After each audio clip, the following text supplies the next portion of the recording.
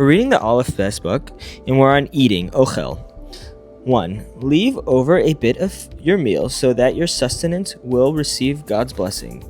2. A person's table purifies him from all his sins. 3. A person's table earns him the world to come, as well as a livelihood in this world. He is inscribed for good in the uppermost worlds, and is also rewarded with increased power and strength when he needs it. 4. The sins of delaying justice and distorting and corrupting judgment and neglecting Torah study brought drought. People will eat, but will not be satiated, and they will partake of their bread in measure. 5. Eating just a little causes one's heart to want more food, and more so than one has lost hope of eating and has eaten nothing at all. 6. Why were the Jews deserving of destruction? Because they delighted in the feast of that wicked one, Achashverosh. 7. The altar abolishes evil decrees, atones for sin, and nourishes and endures. One's table is comparable to the altar. 8. When a person eats without first washing his hands, it is as if he visited a prostitute. Whoever ridicules this religious requirement is uprooted from the world. 9. One should not drink water in public. Bet.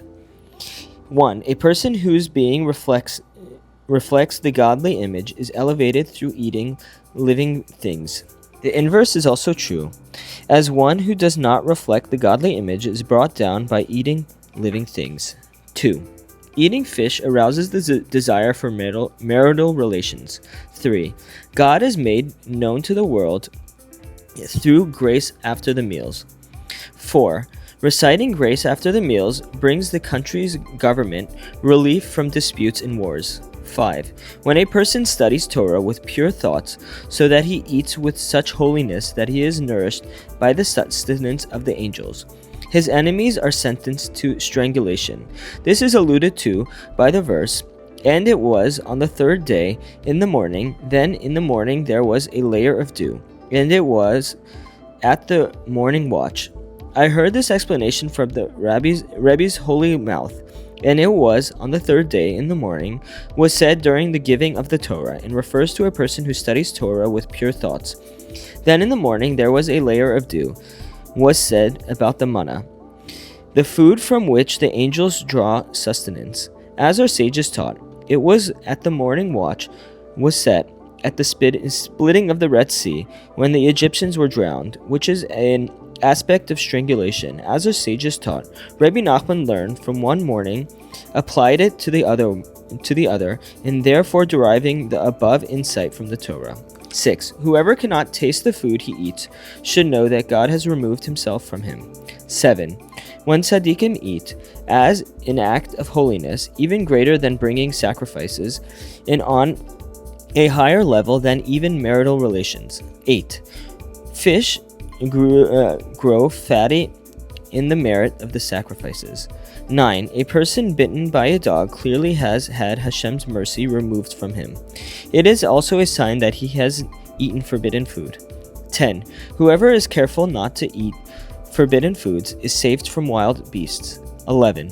One whose enemies have gained prominence succumbed to a lust for food. 12. A person's lust for food causes him to favor one child over the others. 13. Come eat of my bread and drink of the wine that I have mixed. The first letters of the verse spell lulav. Bayanim, it's 4 letters and has a numerical value of 76, equivalent to that of the first letters of etrog, and hadas, and aravot. Arova and mashkithi is similar to Sukkot. By fulfilling the mitzvah of the 4 spices and sukkah, a person is rewarded with food, drink, clothing, and revived spirit. Through the mitzvah of sukkah, he merits clothing, as in, when I made a cloud its garment. By the virtue of the willow branch, he merits sufficient drink. Through myrtle branch, he brings vitality to the soul.